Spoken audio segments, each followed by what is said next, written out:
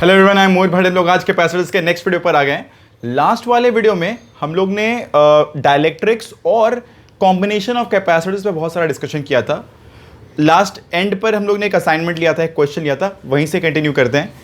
Question था कि अगर अपने पास कोई एक ऐसा अरेंजमेंट है जहाँ पर K1, K2, K3 और K4 इस तरह डाइलेक्ट्रिक अगर इंसर्ट कर दिए जाए और इसके लिए हम लोग को सी इक्विवेलेंट फाइंड आउट करना है। गिवन ये d/2 है, ये भी d/2 है ना, d/2 और ये पूरा a/2 एरिया है। तो how can we find out the C equivalent? तो अपने क्या सीख लिए थे, अपने शायद इसको इस तरह ड्रॉ कर सकते हैं, है ना। ये लर्निंग हो चुका है हम लोग का, राइट।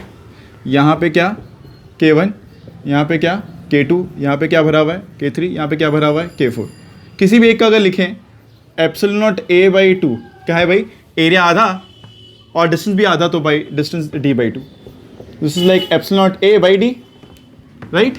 K1 टाइम्स इसका, सिमिलरली K2 टाइम्स इसका K3, इसका K4। ये दोनों सीरीज में दिख रहा है, दोनों सीरीज में, ये दोनों सीरीज में और आपस में पैरेलल। तो C equivalent will be epsilon a/d, सब में आने वाला है। इसमें K1, इसमें K2 टाइम्स, इसमें K3 टाइम्स, इसमें K4 टाइम्स। तो ये कॉमन ले लें, ये दोनों सीरीज में K1 K2 by K1 plus K2। जिनको समझ में नहीं आ रहा हो, लास्ट वाला वीडियो देखो भाई वापस से ध्यान से, उसमें हमने बात की है कि भाई K1 K2 सीरीज में हो रहा है, पर क्योंकि सेम है ये एप्सिलॉन a/d, इसलिए कॉमन ले लिए। सेम इसके लिए भी K3 K4 सीरीज में, बट आपस में लोग दोनों पैरेलल में हैं।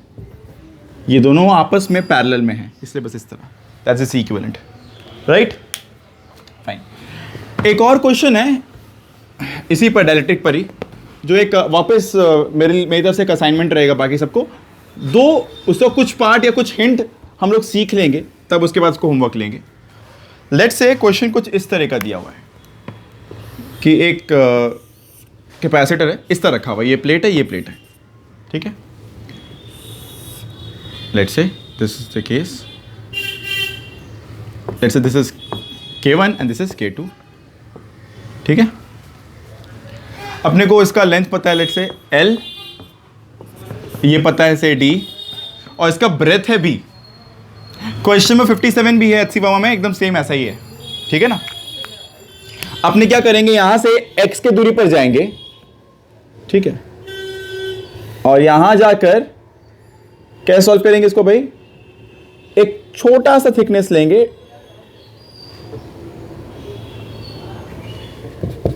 dx, ठीक है।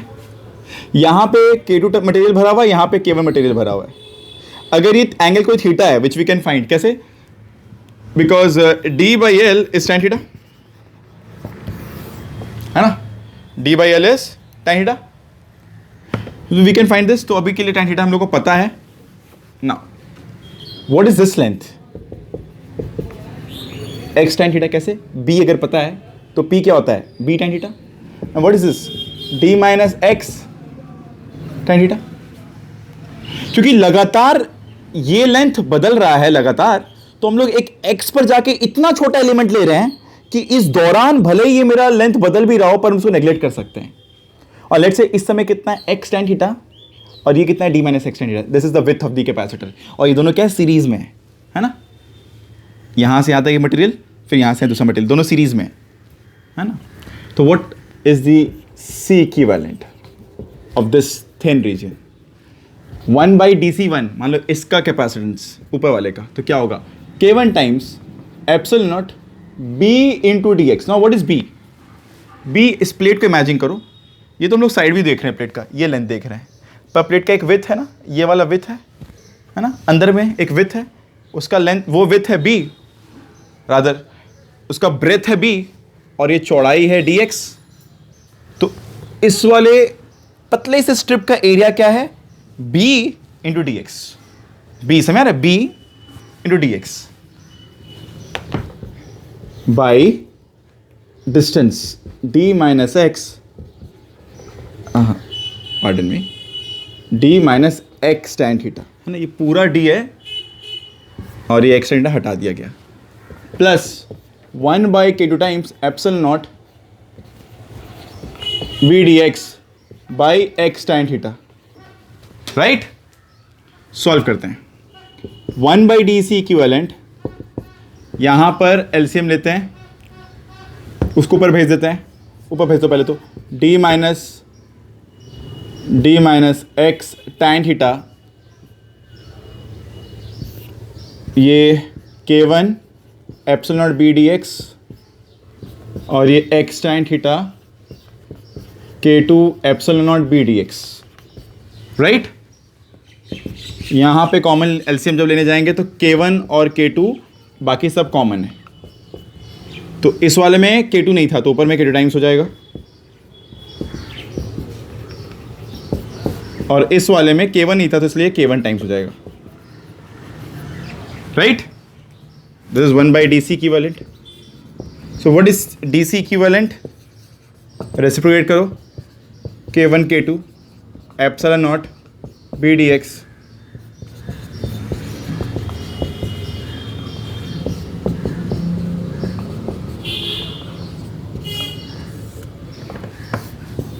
ये आया, ये इस वाले स्ट्रिप का DC इक्विवेलेंट आया, और बाकी सारे आपस में देखो पैरेलल में, बिकॉज जो पोटेंशियल इसके अक्रॉस वही इसके अक्रॉस, वही इसके अक्रॉस, वही सबके अक्रॉस, तो पैरेलल में कैसे होता है C1 + C2 + C3, तो सिंपल बस इंटीग्रेट कर दो बोथ साइड्स। यहां वाला पार्ट खुद से करना है। अब जो बच्चे भी मैथ्स में इंटीग्रेशन सीख चुके हैं या सीख रहे हैं उनके लिए काफ़ी आसान रहेगा। हिंट दे देते हैं, नीचे वाले को z लेट कर लो, ऊपर देखो ये बाकी सब कांस्टेंट बाहर आ जाएगा, तो dz/z बनाना है। Integration of dz/z will be log z, log के फॉर्म में आने वाला एक्सप्रेशन ये क्लियर है, ठीक है। तो जो भी ऑप्शन, अगर ऑप्शन बेस्ड क्वेश्चन होता तो जहाँ पे log नहीं होता हम उसको कंसिडर ही नहीं करते, एक बात। बाकी इसको करते वक्त शायद मैथ्स का बहुत सारा एक रूल लगे, इंटीग्रेशन का बहुत सारा रूल लगे, you need to understand and use this. तो यहाँ के बाद का पार्ट ट्राई करोगे। HC वर्मा में 57 नंबर में क्वेश्चन दिया हुआ है, उसका वहाँ पे पीछे चाहो तो आंसर भी चेक कर लेना। इसके बाद का पार्ट खुद से ट्राई करोगे, ठीक है, असाइनमेंट रहा। चलो आगे बढ़ते हैं। आगे हम लोग इसी टॉपिक पर, मतलब डायलेक्ट्रिक के टॉपिक पर ही ना और कुछ वेरिएशन है वो करना बाकी, उसको कंटिन्यू करते हैं। सबसे कॉमन एक क्वेश्चन आता है जो डायलेक्ट्रिक पर बेस किया जाता है कि जब कभी हम लोग कोई कैपेसिटर में डायलेक्ट्रिक इंसर्ट कर रहे होते हैं तो डायलेक्ट्रिक इंसर्ट दो कंडीशन में कर सकते हैं, एक बैटरी लगे और एक बैटरी डिस्कनेक्ट करके। जैसे हम लोग पढ़े थे ना, डायलेक्ट्रिक इंसर्ट कर रहे थे तो क्या क्या चेंज होता है बैटरी कनेक्टेड में और बैटरी डिस्कनेक्टेड में। सिमिलरली बैटरी कनेक्टेड में और डिस्कनेक्टेड में ये एक फोर्स फील करता है, दोनों में फोर्स का वैल्यू कितना वो बताना है। पहले देखो फोर्स कैसे फील करता है, ये प्लस है तो बाय लॉ ऑफ इंडक्शन या फ्रिंजिंग इफेक्ट बोल दो, ये ऑलरेडी यहाँ पे माइनस और ये यहाँ पे प्लस चार्ज रिड्यूस कर देता है, तो ये इस तरफ फोर्स, ये इस तरफ फोर्स देगा, दोनों F। तो what is the resultant force? ये क्योंकि इसका ये वाला कंपोनेंट और इसका ये वाला कंपोनेंट जो x कंपोनेंट है ये कैंसिल हो जाएगा, खाली y कंपोनेंट इसको ऊपर खींचने वाला है, ठीक है ना। अब ये जो y कंपोनेंट जो फोर्स लग रहा है, मतलब एक तरह से क्या हो रहा है पता है कि अगर जैसे हम लोग यहाँ पे स्लैब ले जाके रखते हैं ना, ये कैपेसिटर से सक कर लेता है, सीधा खींच लेता है अंदर। तो ये फोर्स क्या है, कैसा है, ये समझना है मेरे को। मेरा एक खुद का कॉमन सेंस ये भी कहता है कि अगर ये फोर्स काम कर रहा है तो कब तक काम कर रहा है ये फाइंड आउट करना है। एग्जाम्पल, ये पूरा स्लैब अगर अंदर घुस गया तो क्या फोर्स फिर काम करेगा? नहीं करेगा ना। जब पूरा स्लैब अंदर घुस गया तो ये फोर्स एंगल पे नहीं, नेट फोर्स सीधा ऐसे और ऐसे काम करेगा, तो नेट फोर्स 0 हो जाएगा। पर तब तक अगर स्पीड आ गया तो बिकॉज दैट वो ऑसिलेट करेगा, आगे बाहर निकल जाएगा, है ना। तो वो ऑसिलेशन है, तो किस तरह का ऑसिलेशन अगर होगा, मेरे बात समझ में आ रहा होगा। अगर यहाँ फोर्स काम किया तो यहाँ पे ऑब्वियसली एक स्पीड आएगा। जैसे यहाँ पहुँचा, जब पूरा एंटर कर गया तो जो नेट फोर्स जो एंगल पर है वो पूरा हॉरिजॉन्टल काम करेगा, तो नेट फोर्स तो 0 होगा। अब वो होगा, अब क्यों होगा उस पर भी डिस्कशन करेंगे अपने, ठीक है। अभी के लिए तो मान लो थोड़ा सा, बट बाय दैट टाइम एक इनर्शिया आ गया होगा, इससे वो आगे बढ़ जाएगा। अगर हम लोग छोड़ दें इस तरह, अगर पीछे से कोई फोर्स ना खींच के रखे तो वो आगे बढ़ जाएगा। फिर जब आगे बढ़े तो वापस फोर्स अंदर की तरफ काम करेगा। समझ आ रहा है ना, ऐसा किए मैंने पहले भी, है ना, कि एक बाल्टी में मग को अगर दबा के छोड़े तो मग उछलेगा, बाहर आएगा, फिर पर अंदर चला जाएगा, तो वो ऑसिलेशन करेगा। तो वो ऑसिलेशन का टाइम पीरियड क्या होगा, क्या वो एसटीएम होगा, वगैरह वगैरह। तो सारे सवालों का जवाब देना है अपने को, ठीक है। दो तरह के केसेस करने वाले हैं, एक में बैटरी कनेक्टेड रहेगा, एक में बैटरी डिसकनेक्टेड रहेगा। ठीक है, शुरू करते हुए सबसे पहले अगर ऐसा प्रॉब्लम दिया हुआ रहे, हम लोग इसको फर्स्ट ऑफ ऑल तो वापस जो हम लोग सीखे अभी अपना अंडरस्टैंडिंग बनाए हैं। अच्छा, एक सवाल मेरे से एक बच्चे का आया था मेरे पास, जिसको मेरे को एड्रेस करने का मन है पहले तो, कि अगर ये एक प्लस चार्ज प्लेट और ये माइनस चार्ज प्लेट है, तो इस प्लस के वजह से इस माइनस पर कितना फोर्स लगेगा। ये एक टॉपिक भी अपने लेवल पर है ना, force acting on parallel plates because of each other. ठीक है, अच्छा देखो, एक बात ना पहले पीछे वीडियो में बताया भी था कि डायलेक्ट्रिक स्लैब डालते ही इसलिए कि दोनों चिपक ना जाए कहीं, क्योंकि लोग आपस में बहुत तगड़ा फोर्स दे रहा होता है एक दूसरे को। तो इस प्लस के वजह से यहां पर कितना इलेक्ट्रिक फील्ड बनेगा, सिग्मा बाई 2 एप्सिलॉन नॉट। एक की वजह से, दोनों की वजह से मिलाकर अंदर में सिग्मा बाई एप्सिलॉन नॉट बनता है, पर प्लस वाले की वजह से यहां पर सिग्मा बाई 2 एप्सिलॉन नॉट, और इसकी वजह से यहां पर sigma by 2 epsilon nought. Now what is force is equals to Q into E. तो Q कितना है यहाँ पे, मान लो अगर ये माइनस Q और ये प्लस Q है, तो Q into sigma by epsilon not. What is this, Q square by 2a epsilon not is the force, right. Q square by 2a epsilon not is the force, इसके वजह से इस पर, इसके वजह से इस पर। तो ये फॉर्मूला की तरह याद कर रखो। ठीक है, हम लोग हमेशा इतना फोर्स इसको ऑपोजिट में देके रखते ताकि इन लोग प्लेट मूव ना कर जाए। ठीक है, बहुत सारे क्वेश्चन बनते हैं यहाँ पे, स्प्रिंग लगा दिया जाता है तो स्प्रिंग कितना कंप्रेस हुआ होगा यहाँ से निकाल सकते हैं, है ना। ठीक है, तो एक की वजह से इलेक्ट्रिक फील्ड कितना बना उधर, और Q इंटू ई कर देंगे तो उस पर कितना फोर्स, एंड एक्शन रिएक्शन पे दोनों पे सेम। तो अगर हम लोग इस कैपेसिटर तोड़ के देखें, एग्जाम्पल लो, इस लेंथ को बोल देते हैं x, और ये लेंथ फिर क्या बचा L माइनस एक्स से, और मान लो इस प्लेट का विड्थ मतलब ब्रेथ b है, तो ये क्या है L माइनस एक्स, और ये क्या है x, और यहाँ स्लैब है let's say k, dielectric constant k। तो what is the c equivalent here, epsilon naught b times L minus x, b breadth L minus x length by d वही रहेगा, plus k times epsilon naught b into x by d, है कि नहीं, x into b। तो if I take epsilon naught b by d common, अगर हम लोग epsilon naught b by d common ले लें तो क्या बचेगा, L माइनस एक्स प्लस के एक्स बचेगा अपने पास। तो epsilon naught b by D को लिख सकते हैं संग में L प्लस के माइनस 1 टाइम्स एक्स। समझ आ रहा है, ये हो गया C इक्विवेलेंट, लिख सकते हैं ऐसे। ठीक है भाई, तो ये हो गया C इक्विवेलेंट। अभी ना आगे का काम करना है, और आगे काम में अपने को निकालना है फोर्स। तो एजेंडा है ये F निकालना है कितना है। देखो अपने को पता है F क्या होता है, mod of D U D x, minus D U D x है ना, तो F का वैल्यू कितना होगा, mod of D U D x. तो पहले U फाइंड आउट करते हैं। तो अगर केस A बैटरी कनेक्टेड है, तो बैटरी इज कनेक्टेड, तब क्या होगा, U कैसे निकलेंगे, हाफ CV स्क्वायर से निकालेंगे, बैटरी जो था वो लगा हुआ है, तो हाफ ये रहा C net C epsilon naught B by D L plus K minus 1 x into V square. तो ये हो गया अपना पोटेंशियल एनर्जी स्टोर्ड। इस सिचुएशन में जब वो x अमाउंट से इंसर्ट कर दिया गया है डायलेक्ट्रिक स्लैब, है ना, force exerted on dielectric slab when partially inserted, कुछ भी x। Now what is f, du dx, sign से मतलब नहीं, खाली वैल्यू निकालना है अपने को। तो epsilon naught b by 2d, और ये v स्क्वायर तो चलो बाहर ही रहने दो, खाली इस पार्ट को डिफरेंशिएट करेंगे। तो L का डिफरेंशिएशन 0 और k माइनस 1 इंटू एक्स का डिफरेंशिएशन k माइनस 1, क्योंकि डिफरेंशिएशन ऑफ x इज 1, तो ये हो जाएगा k minus 1। This is the force, this is the force. ये force is independent of x, so it does not depend कितना insert किया गया है, हल्का सा भी इसके पास आया तो इतना ही फोर्स लगेगा थ्रू आउट।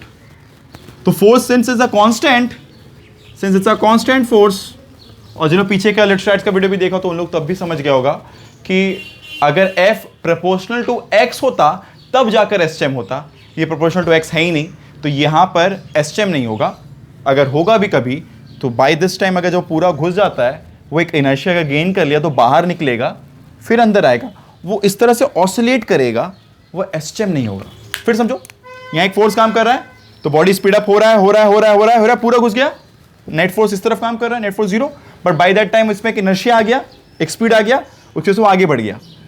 फिर वहां पे वापस अंदर की तरफ फोर्स काम कर रहा है, फिर नीचे आया, बाय दैट टाइम इनर्शिया, फिर आगे चला गया, फिर इस तरह, जैसे एक नॉर्मल ऑसिलेशन होता है। एक बॉल को फेंकते हो, बॉल बाउंस करता है, वही हो रहा है। ये एक ऑसिलेशन है, पर एसएचएम नहीं देगा। एनीवेज, ये फोर्स का फॉर्मूला है F0b/d K-1 × v²। ठीक है, समझ आ रहा है भाई? क्लियर है? किसी को कोई दिक्कत नहीं यहाँ पे? पूरा एकदम क्लियर? आराम से देख लो, आराम से देख लो। यहाँ L - x, यहाँ x है ना, तो यहाँ पे L - x × b, यहाँ x × b, तो b कॉमन ले लिए और एक्सप्रेशन बना दिए।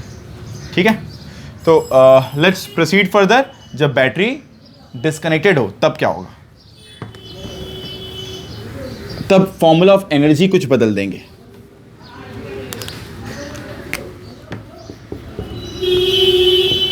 बैटरी डिस्कनेक्टेड,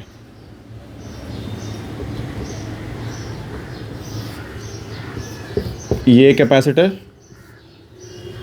सॉरी, U निकालना है सिर्फ, U = Q²/2C। तो Q सेम रहेगा बिकॉज बैटरी डिस्कनेक्टेड इस बार, लास्ट टाइम V सेम था। ε0b × d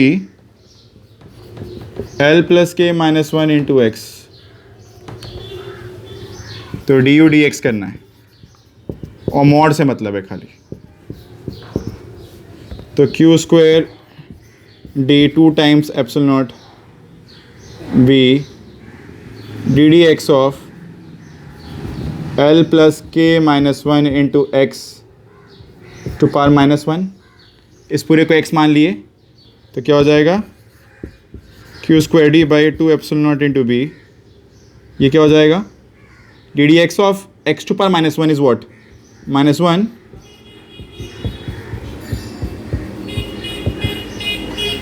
समझ ना, n x to power n - 1, n x to power n - 1, -1 मतलब -2 into ddx of L plus ddx of K-1 × x। तुमको पता है ये 0 हो जाएगा और यहाँ से खाली K-1 बचेगा, तो we can write down straight away expression आ गया F का Q² d K-1 times 2 ε0 b L + K-1 × x का होल स्क्वायर। तो ये x पर डिपेंडेंट है जब बैटरी डिस्कनेक्टेड हो, और वापस इन्वर्स स्क्वायर में, ऊपर में स्क्वायर नहीं है। ठीक है, तो प्लीज़ माइंड ऑल दिस। ठीक है, सो इस तरह से हम लोग फोर्स के लिए फॉर्मूला निकाल लिए जब बैटरी डिस्कनेक्टेड था। बहुत सारे एप्लीकेशन बेस्ड क्वेश्चन बनते हैं यहाँ पर। एक बड़ा काम का क्वेश्चन है जो हम बता दें। एग्जाम्पल लो, एक डाइलेक्ट्रिक स्लैब है जो इस तरह से एक पुली से लगाकर वेट से लगा दिया गया नीचे।